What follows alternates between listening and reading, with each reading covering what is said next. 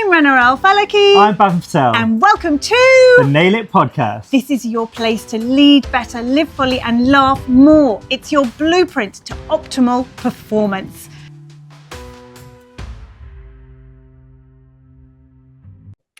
Hello, and welcome to another episode of the Nail It podcast, your place to lead better, live fully, laugh more. He's clearly out of practice, but what can I say? Bhavin, how are you today? I'm good, thank you. I'm good. How are you been? I'm great. You're looking a little bit pale. Pale? Yeah. Because of it's winter, it's cold. I think it's probably the lighting. I'm clearly gonna need to instruct you in a few more things about how to create better videos. Well, yeah. Well, look, I got a new pair of glasses, and you won't let me wear them. No, cool? Because we can't see your eyes. It's just well, it's Harry Potter, but they're like gold Harry Potter. No? Okay, well, I'll take them off.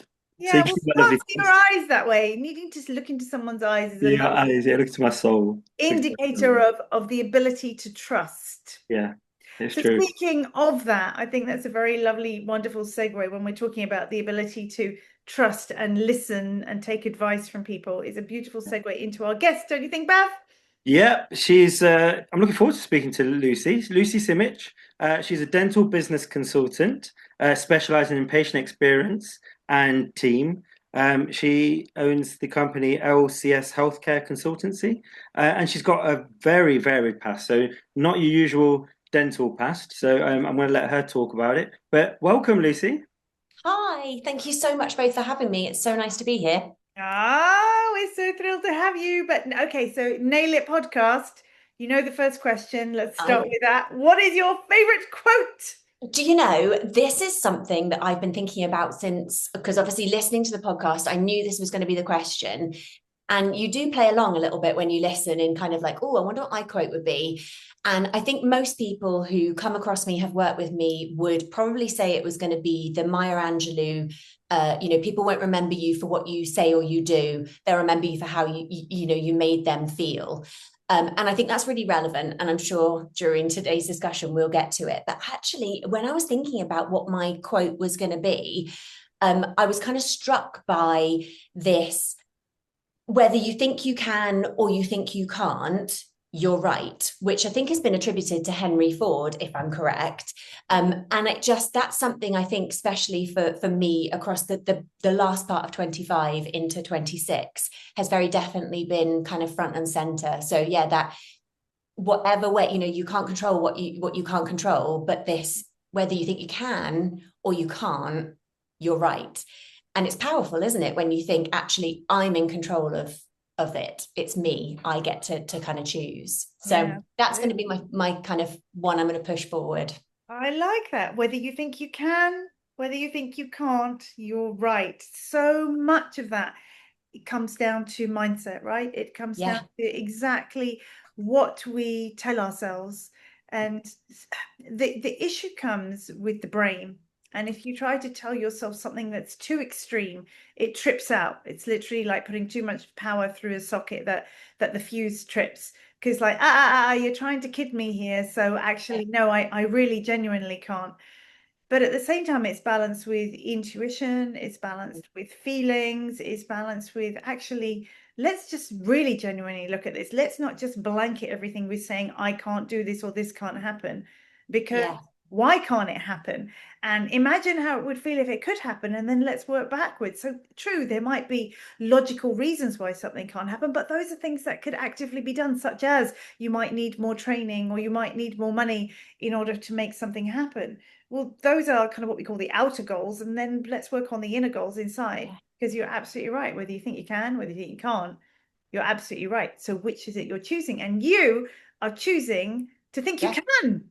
Yeah, which is exactly that. And I think it's been something that's been a journey for me for a little while. And I think 2025 was very definitely a bit of a pivotal moment for me, personally, professionally, everything wise, in terms of really focusing on that mindset and saying, I can choose, and nothing changes unless, I choose it to change. And so therefore, if I don't change it, I'm choosing to live in that, or to be that, or to kind of stay there. And I think, you know, a lot of what I may have been told, or, you know, all the way through life, and we all do it, and I notice it with my own kids and kind of them growing up. Have I said this? Have I done that? Have I, you know, I was told certain things, and I believed them for a long time. You know, I believed I wasn't sporty. It turns out I just hadn't found something I was interested in, or the right people to be interested in it with. And I was told, you know this, Rana, but I was told you shouldn't wear shorts, you know, because that, you know, that's not right. You haven't got the legs for the shorts. Da, da, da. And actually, those are the bits where this year I've really tried to break out of that. You know, I can choose. It's me, nobody else. You always have the choice, even when you feel that you don't have the power. Every single thing comes down to choice. It's the story you tell yourself, isn't it? It's the Oh, affirmation yeah. that you tell yourself, and Yeah. it's the negative or positive thoughts, and your brain's going to sort out to affirm those thoughts. And if you Yeah. have those thoughts, then you'll be like, yeah, look, I can't wear those shorts because of this or because of that. But if you're in your mind, you're telling yourself, I can wear the shorts, your brain's going to automatically think, yeah, of course I can. I can wear these shorts because this color's great, or this looks great in this, or, you know, whatever it is. So again, it's just obviously Absolutely. a very simplistic view, but there's obviously complicated factors. Life is, the glass is always half full or half empty. Yeah. And I'm a big believer in that. And I'm not a massive fan of the word luck for that reason, because, you know, luck is, you know, yeah, I'm certain, you know, there's privilege, there's fortune, there are things that will have happened to me in my life that I'm very, very fortunate to have been in receipt of and to have experienced. But I do honestly think that luck is not in it. It's you make it. You know, I'm the controller of that. And I think for a long time, I did believe that wasn't the way that it was. And I say this to everybody at the moment around this: if we could Benjamin Button life and kind of start from that end bit through, you know, it would just be so, well, I'm sure there'd be other things, but it would be so much simpler, wouldn't it? If I knew what I knew now, as a, you know, as younger Lucie, what would I do? What would I, how would that have shaped me? well, on that then, and I should just point out, if anyone hasn't seen the film or even the theatre production actually of Benjamin Button, it's about somebody who is he's born as a really, really old man, and then as he grows, he gets considerably younger, so ages in reverse. What would the Lucie of today tell little Lucie? So this is something, again, that I think, given the soul searching and the stuff that I've been, you know, looking at myself, I wouldn't change a single thing about my, you know, I do genuinely look and go, all of the, you know, where I'm at now is because I made that decision. And I'm very instinctive. I'm very gut. I read people and I read myself, I think now much better, but you know, I make quick decisions. And so I stand by all of the things that I've done, all of the decisions that I've made. I would remove, or try and remove, the negative narrative telling, that storytelling that Bav said, that, you know, that bit, the thing I told myself I shouldn't do, I couldn't do. Because now I think, wow, if I had believed that actually I just needed to find the right people, to do the right thing, to you know, whatever it was, my niche, that would have been a lighter way to go through life. That's how I'll describe it, you know, a kind of mentally lighter way. Yeah. I actually was on a podcast interview last week and was asked that question. Really? And I said to myself, I think I would tell little Rana to just listen a little bit more, as in listen to herself, because she actually had all the answers. So instead of seeking external validation or looking for other people to advise, I, again, like you, would never ever take back experiences, what's happened, my decisions, because it's made me who I am. It's all happened for me. And yet, if I just listened, it just might have streamlined and you used up a bit less energy. Bav, do you know what you would tell your younger self? I'm too young. I'm too young to think that. Cheeky. I love that answer. I've not got there yet.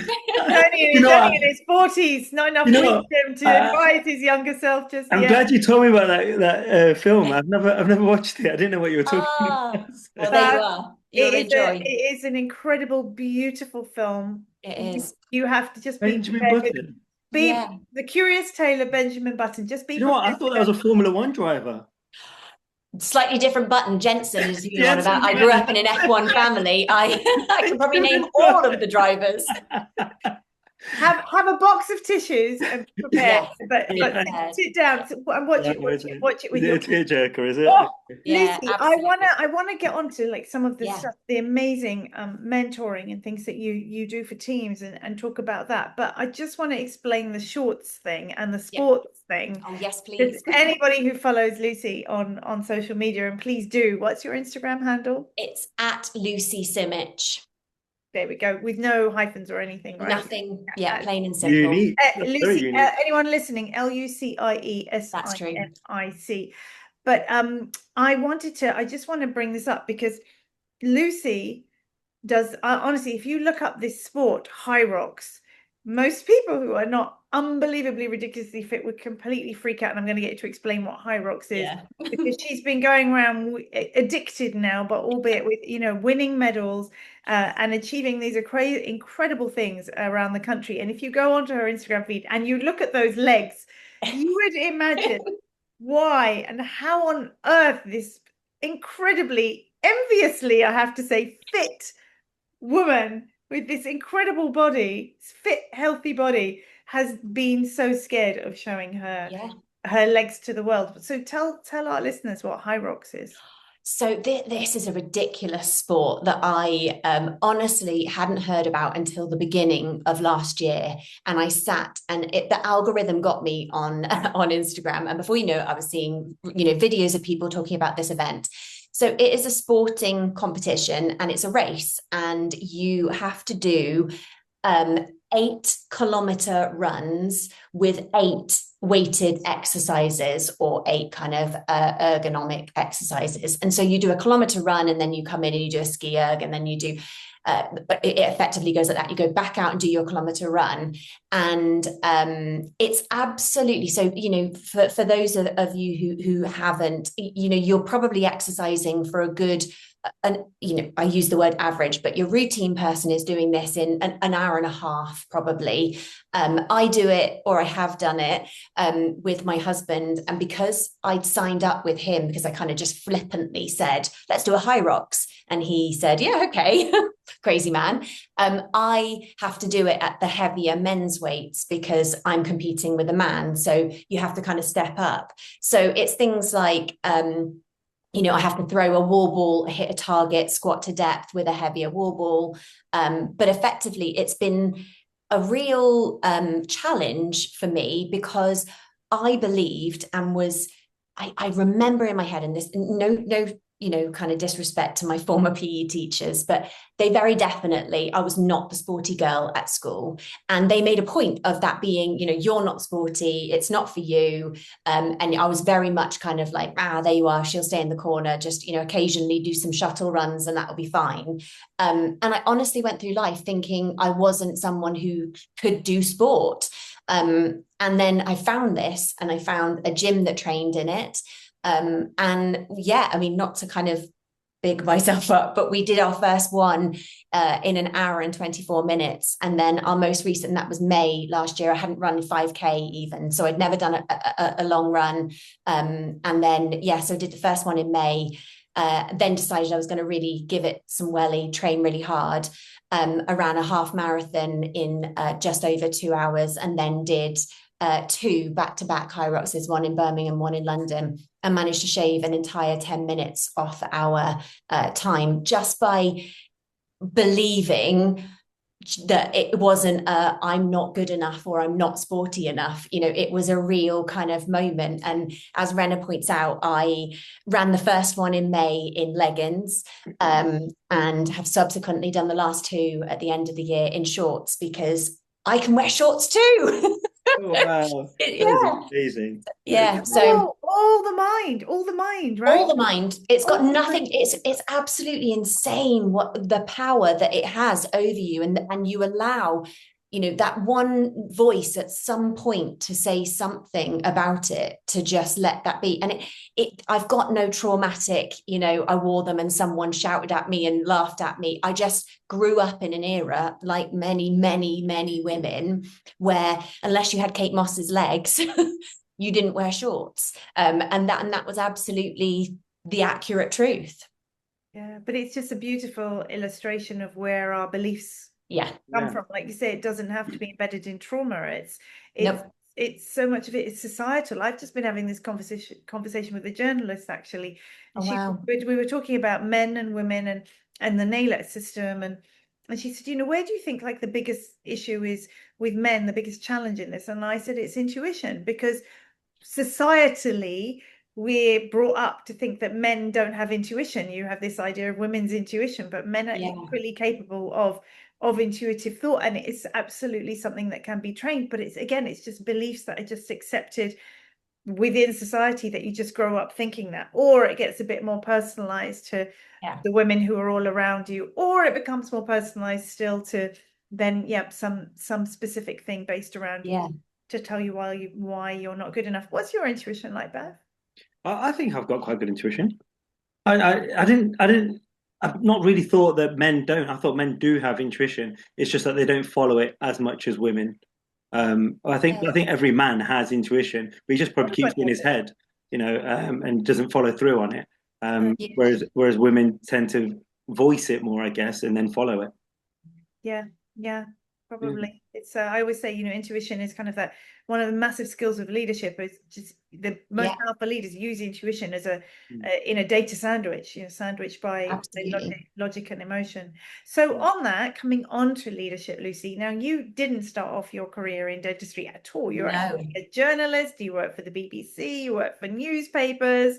And like with some of our other previous guests, it's always an interesting stumbling block to see, well, how on earth did you end up in dentistry? And you told us before how actually you started doing some social media and some PR, and a dental practice said, oh yeah, come in, can you help us?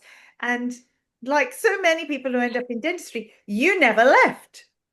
I was just drawn in, and I say that to people now when I meet them, and you have to be careful that you don't use negative language in exactly, you know, oh, you're trapped and it's something that sucks you in. But the reality is, I enjoyed it so much. I couldn't look away. I think that's kind of the way that I would describe it. I was so intrigued. I was so interested.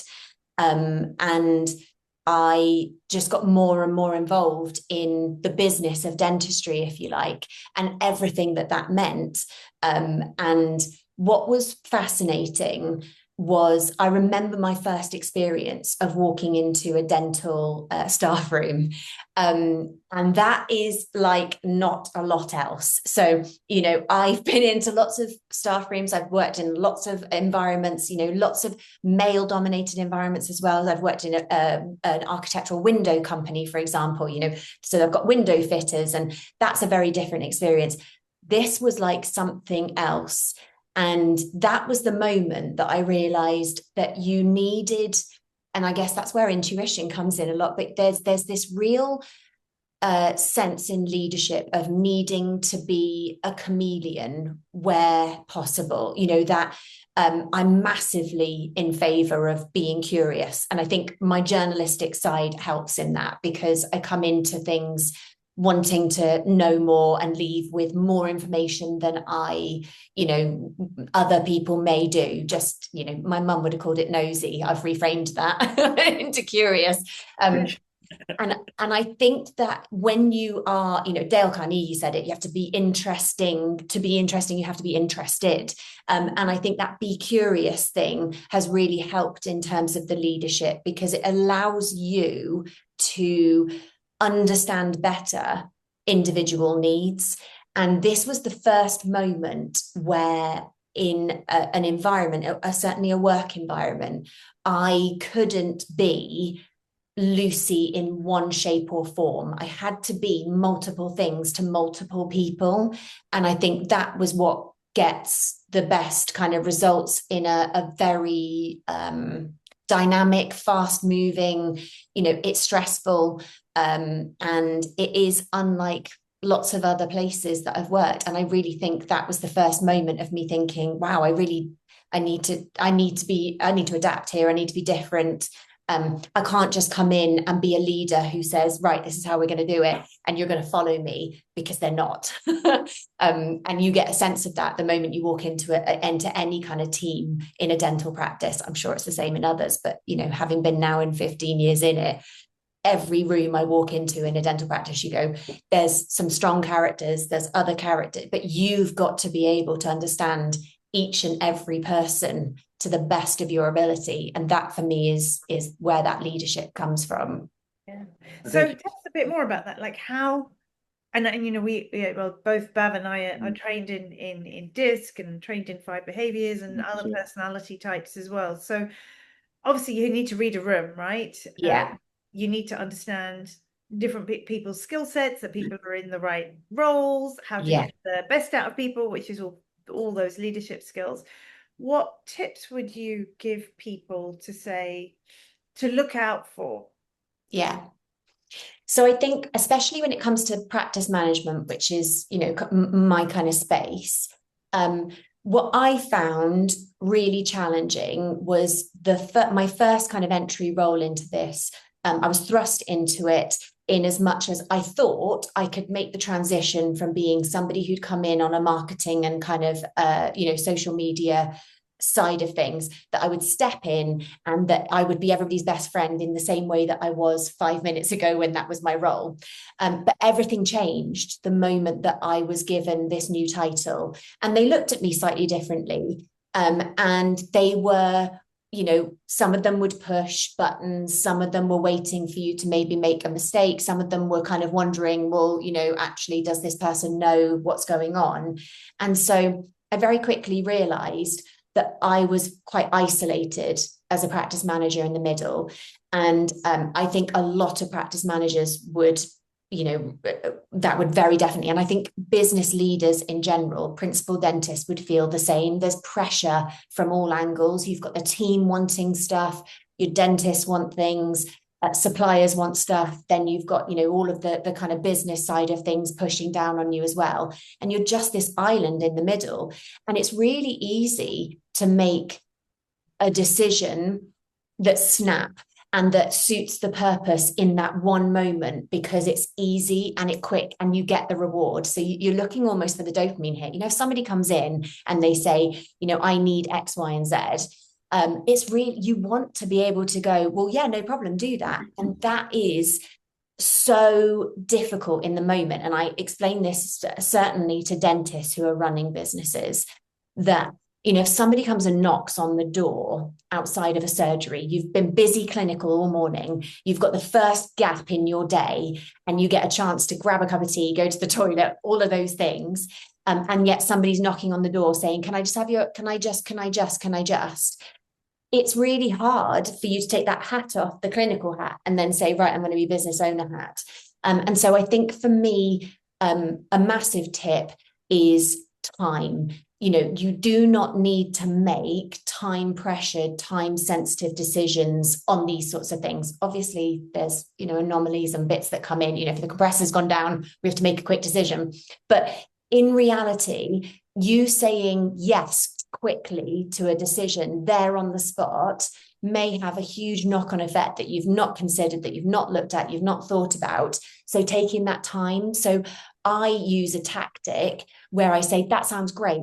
Could you pop that in an email and I'll do it when I get back to my desk? Because if I'm wandering around the building and I'm hit by 7 people who've got to 7 different things, I cannot in that moment give that my full attention. And yes, at the beginning, it frustrates. And some people will bristle to it. They want that decision. But actually, what I've learned is that the more you do that, the more that you push back, the more that people go, actually, there's some sense and some logic in it. And they start to adapt and change the way that they behave. So what you actually then see is somebody might just grab you and say, oh, Lucy, I've sent you an email about X, Y, and Z. Can you? And you think, yes, now I've changed behavior. because I'm starting to see this beautiful moment where they've gone, I shouldn't just say it to her. I'm going to need to follow the process. And I think, we've learned this across time, but the reality is we like boundaries, we like processes, we like operations. And if in doubt, I always default back to that standard operating, procedures and say, this is what we do and this is how we do it. And people will push against it always, because you'll always have those characters, but that's good and that's right. And I think sometimes that's the sense check that I need to know that I'm on the right path, because somebody is pushing back against it. Yeah, what you were saying just really came to mind with some of the team transformations that we've worked on and working with the practice managers, because they are inevitably people pleasers, just like dentists. Always. And they want to please and they want to keep everybody happy and they want to have an open door policy. But actually, if you don't have boundaries and you don't manage your time and you don't push back, and by doing that, what happens is it forces that other person or that other team member to actually start to use their initiative to try things. Because otherwise, if they think, oh, the practice manager will sort it out, they don't even try to sort it out themselves, do they? They immediately and it just becomes exhausting, which then brings us to our levels of burnout, ill performance, and the practice manager actually just being someone who's putting out fires rather than somebody who actually can strive for and implement growth strategies, right? And what's really interesting about it is that the more that you do it as well, the happier and happier and happier the team get, because you're terrified thinking, if I push back, they're going to be unhappy. But what you end up with, if you do everything for them, is a team that is so demotivated that they don't see the aspiration. They don't look at what the bigger picture. They just think, do you know what? I'm being mollycoddled. And sometimes they don't even notice it or say it out loud, but that's the sense that they get to, they become kind of aware of. And it's that autonomy and mastery. They need the purpose, they need that autonomy, and then they have to master it. And that's when they come to you and they say, oh, by the way, we've been doing this for quite some time. If we did it like this, or have we thought about changing? And that's when you get the light bulb. My role, and I say this to every practice manager, and I'd say it to every leader that I meet, your job is to effectively make yourself redundant. You need to be pushing everything back onto everyone else. It's not slight, it's not slopey shoulders, it's not, passing stuff off. It is genuinely saying, if you take on, which lots of practice managers do, I'll do that for you, I'll do that for you, don't worry about that. Oh, that's too much for you, don't worry, I'll take it on. Yeah. You're making teams unhappy, and you'll be making yourself so unhappy. The irony there is most people would think that they're helping the team by doing that, right? And it just shows that good leaders create other leaders. Absolutely. And to empower the team, if you give people of the team more influence, and then they actually enjoy their roles more, you're going to get better staff retention as well, and various ways of actually people growing within the practice and being promoted. And that buy-in from the team, because, if you want to change something, which we quite often do, things change, or we're introducing something that's new or can be a bit scary, we need them to buy into it. And what we can't do is go in and go, it's all going to be okay because I say it's going to be okay. They'll for a period of time, they might buy that, they might live by it. But the reality is, as with everything, we want that to be true in our own head. And for that to be true in our own head, it has to come from us. It has to be something that we're part of. And if you aren't taking that team on that journey, you will end up at your destination, but they're all over there. And like you say, the retention is then gone. We've talked for lots and lots of time in dentistry about, and this is no different to any other. I have this conversation with my husband, with people in other industries, this recruitment kind of crisis, people like to call it. Yeah. I don't see it as a crisis. I see it actually as a really exciting time where people aren't sticking and staying in one place forever. There's an amazing book called The 100-Year Life that I absolutely adore, because it I guess probably because it validates my own feelings around it. But we're not that 9 to 5, you know, here's a job, pick it at 16 and stay in it until 65. People are doing things and enjoying it. And I think that's what we're missing in the dental industry in general, because we're not showing teams this is where you can go. And so one of the things I get huge kind of chatter about in practice from dental nurses, from reception team, where can I go? There's a ceiling. I can only go here. I can't move up because I can't go here. That route's blocked. This person's in that job. And of course, that person's going to move on because they want more for themselves. And quite rightly, I want them to want more. And until we talk about that and we're open about the fact that I want 5 years of butterfly, you know, I want that beautiful moment of this person being incredible. I hope they stay with me. But if they can't, I will do everything in my power to let them go in a lovely way that's supported and needed. And when that happens, and it happens really nicely and they progress, they are your biggest ambassador. And that's how I've recruited people into teams really well before. You know, dental nurse who goes off to university and studies hygiene therapy, brilliant, come back and be a therapist for me because I'm desperate. You know, also go and tell all of the people that you know that I supported you through that journey, that you had a job here during all of your university holiday time as a dental nurse so that we could support you and there was a role. And I think the better we do at having that conversation, that's what's going to make the difference. Because really, if we get into a conversation about money, which is where this always goes, it becomes really black and white. They want more money. They don't really want to do much more. That's the narrative that people will say. I want more money, but I don't really want to do it. I don't want any more extra responsibility. That's not what they mean. That's not what they mean at all. What they're saying is, I feel clipped. My wings are clipped. I don't know where to go. I don't know what I want to do. I know I want to do bigger and better things.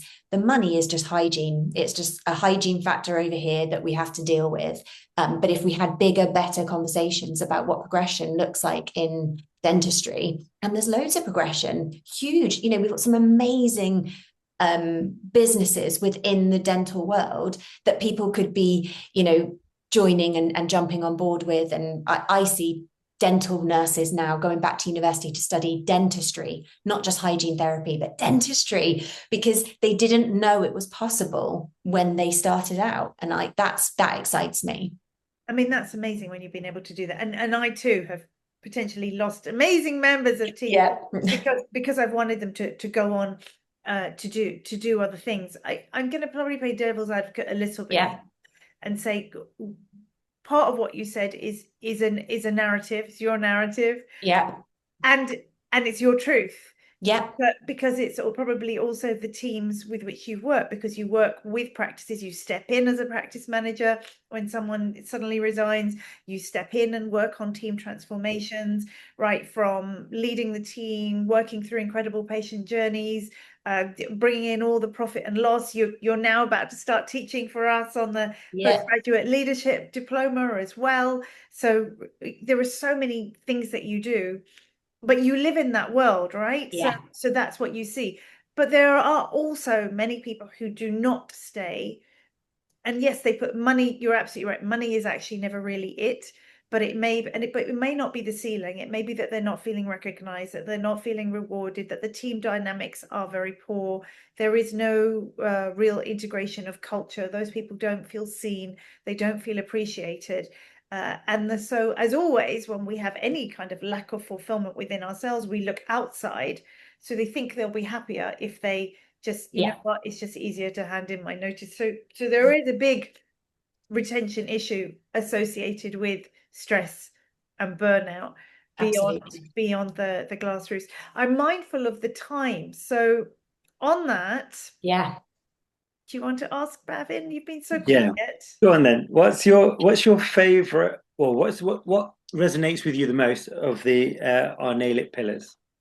So this was something, and I don't think this will be any surprise to you, because I think if you had to pick me and say one, I'm going to pick limitless, because it's just the absolute core of who I am and where I think we should be. And part of it is, I'm a mum of 2 boys as well, and I really passionately want them to see and have done, I've worked throughout having them, and I've wanted them to see that in terms of, mum goes out, it isn't just dad, that's been my experience. I really want for the narrative to change around that limitless feeling and aspiration. And I am hugely keen on that inspiration coming in some shape or form.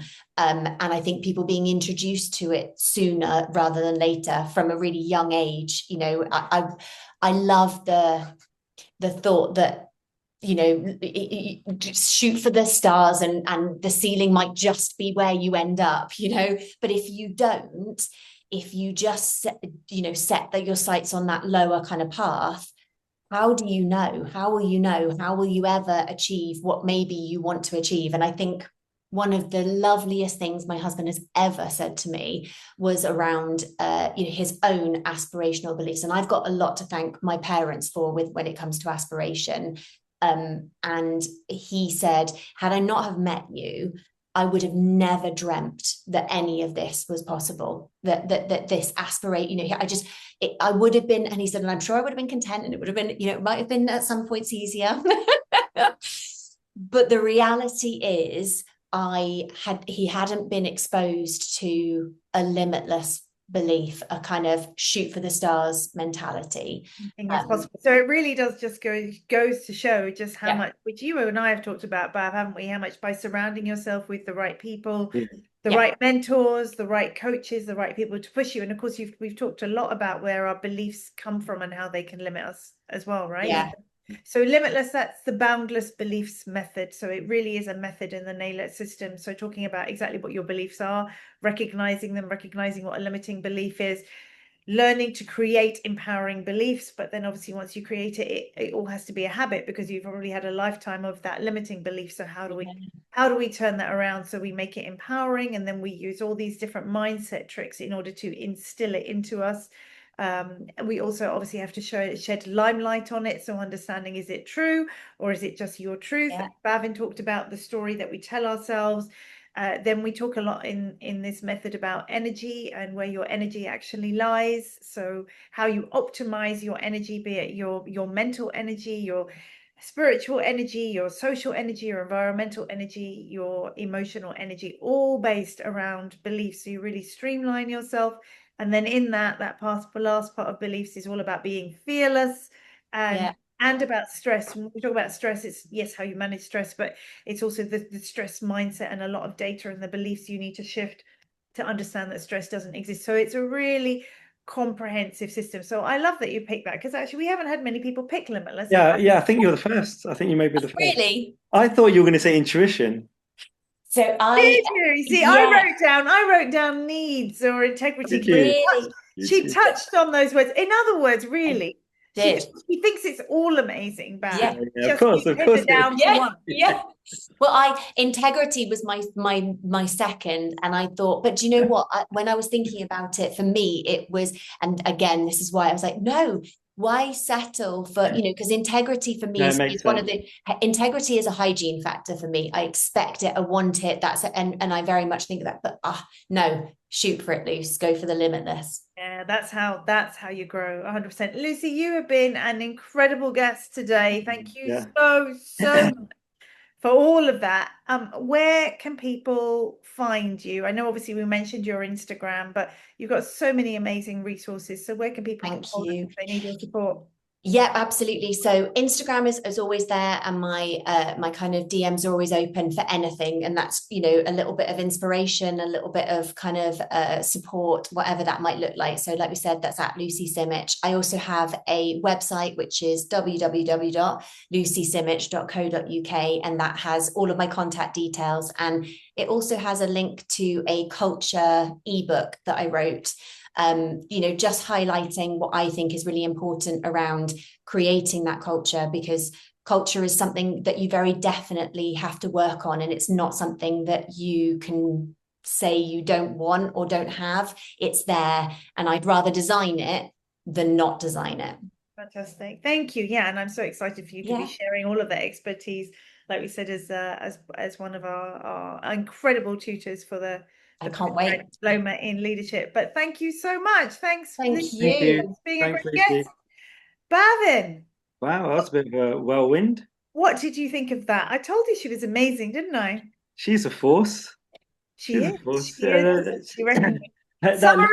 that limitlessness. Give me your nail it executive summary before we I think, round off. do you know what? I think we should have seen that limitlessness, right? Because of what she's been through. She touched upon, she went through a transformation in 2025, and just listening to what Hyrox involves made me tired. And the funny thing is, my wife signed up for it, so she's turning 40 this year, and she's doing the London one in 2 months. And I ain't got a clue what it is, right? So, Lucie, thanks for letting me know about that, what that involves. And I won't be your husband. I won't be signing up for that anytime soon. But yeah, like I say, that is a transformation. And going from, like I say, the time she was talking about as well, doing 2 half marathons, that is limitlessness, embodied.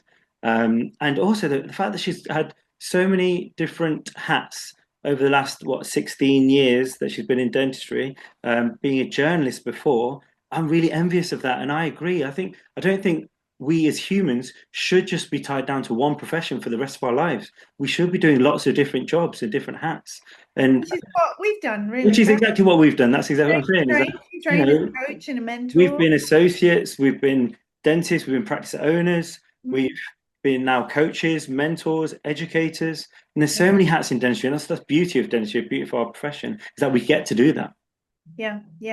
I think for me the biggest takeaway was just so beautifully tied with the quote of whatever you tell yourself, it's true. And Lucie chooses to tell herself that she can go for it, and it's a wonderful message. Watch this space. Watch this We're going to take over the dental world. Absolutely.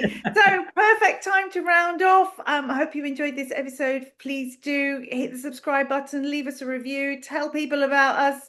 And we've got some amazing guests coming up in the coming months. But bye for now. Bye, guys. Thanks for listening. Thanks for listening to the Nail It podcast. We would love it if you would leave us a 5-star review. And if you'd like to feature as one of our guests, or you're ready to nail it, then check out our events, programs, and educational courses by visiting nailitindentistry.com.